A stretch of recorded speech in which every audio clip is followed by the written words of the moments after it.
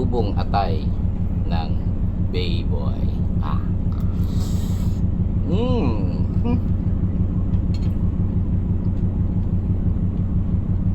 Crunchy ng sibuyas.